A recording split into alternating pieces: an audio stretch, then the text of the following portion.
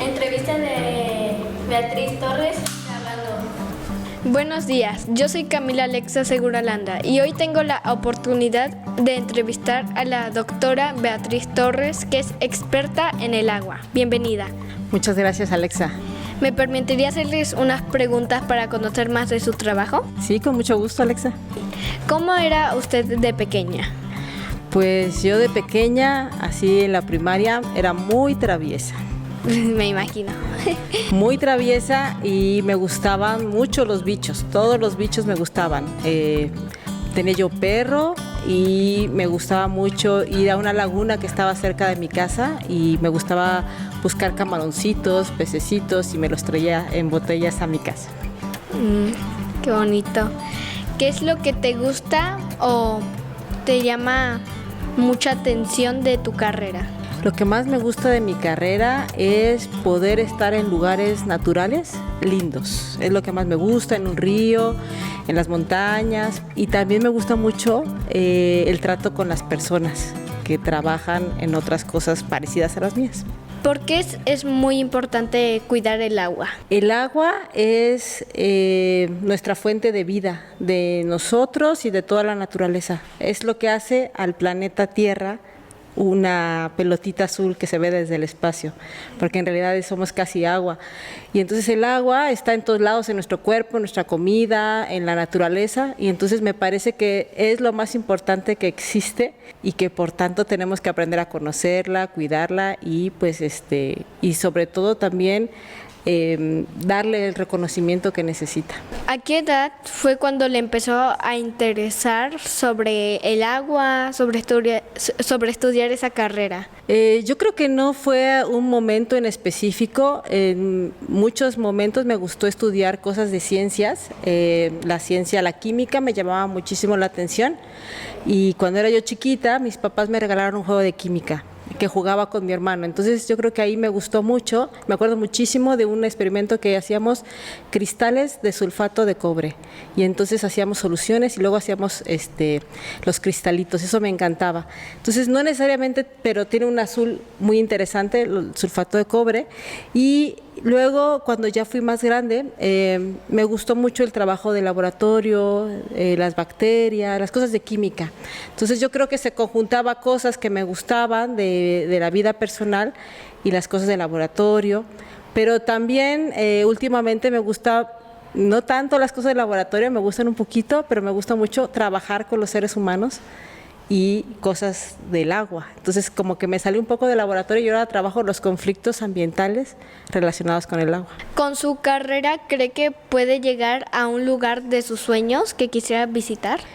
Pues sí, he llegado a varios lugares de mis sueños y creo que uno de los lugares de mis sueños es el océano, me encanta, pero al mismo tiempo me da un poco de miedo y de respeto. Entonces creo que prefiero ver documentales del océano a meterme a bucear, aunque me gusta mucho snorkelear. Entonces sí, hay lugares hermosísimos que me gustaría visitar y si me invitan a trabajar, pues yo iría con mucho gusto. ¿Nos puede decir un dato interesante del agua? Pues mira, el agua, solo en nuestro cuerpo es 80% agua. Ese es un dato muy interesante y que la mayoría del agua no se encuentra accesible a los seres humanos porque o se encuentra en hielo o se encuentra subterránea. Entonces, aunque somos un lugar con muchísima agua, la gran mayoría del agua no es accesible. Esa es una cosa. Y la segunda, que el agua es una sustancia maravillosa porque se encuentra en la misma agua, en líquida, sólida y gaseosa. Entonces es una propiedad muy importante del agua. ¿Podrías decirnos cómo podemos determinar la calidad de nuestra agua? La calidad del agua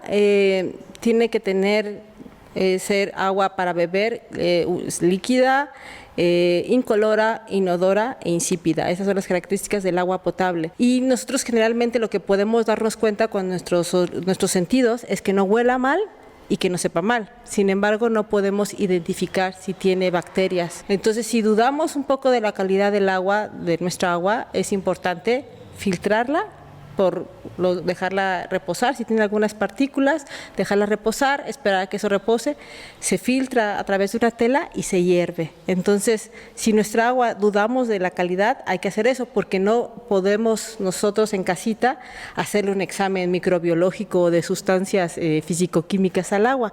Eso se tiene que hacer en un laboratorio, y generalmente el agua que tomamos de garrafón, el agua de los bebederos públicos, se les hace análisis cada determinado tiempo para saber que es un agua que no nos va a hacer daño.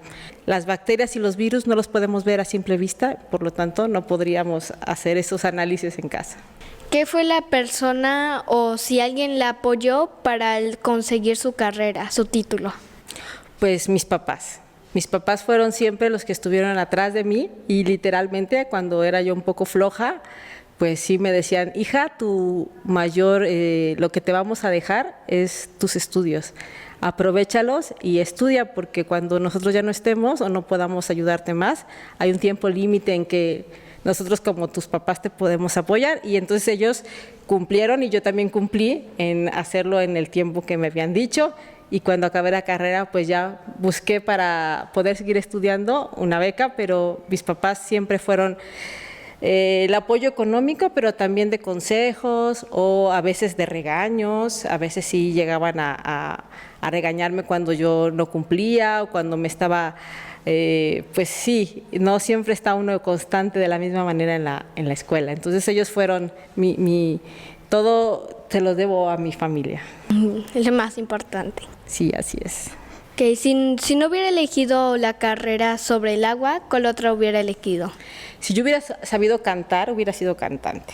Pero entonces el mundo se perdió una gran cantante porque no tengo buena voz. Si hubiera tenido buena voz, seguramente me hubiera gustado cantar o algo de artes. Me encanta eso. Y también otra cosa que me gusta mucho es la agricultura.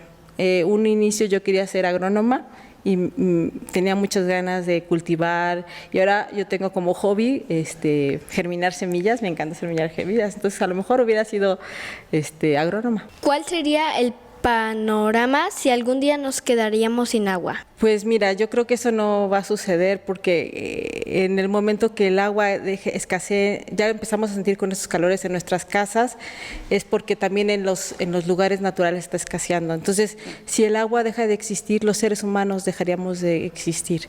Entonces, cada vez podemos tener menos, no es que haya menos agua, es que está menos disponible porque está en otro lugar. O sea, cuando no está lloviendo aquí, está lloviendo en otro lado. Y cuando aquí llueve mucho, es que en otros lados no está lloviendo. Entonces, lo que está pasando con el cambio climático es que se está concentrando la cantidad de lluvia en momentos más chiquitos y llueve muy fuerte, y las sequías se están haciendo también más largas. Entonces, bueno, eso tenemos lo que está sucediendo y nos tenemos que adaptar, pero también ir buscando como cositas chiquitas en las que podemos ir mejorando nuestra vida cotidiana, como ustedes seguramente hacen aquí, ahorrar el agua, bañarse rápido, pero además hay que ver lo que consumimos. Es muy importante que tratemos de no consumir mucho, porque todo gasta agua para producirse. ¿Le gustaría agregar algo, otro dato interesante sobre el agua, su carrera? Bueno, yo creo que lo más importante del agua es que la aprendamos a ver en todos lados.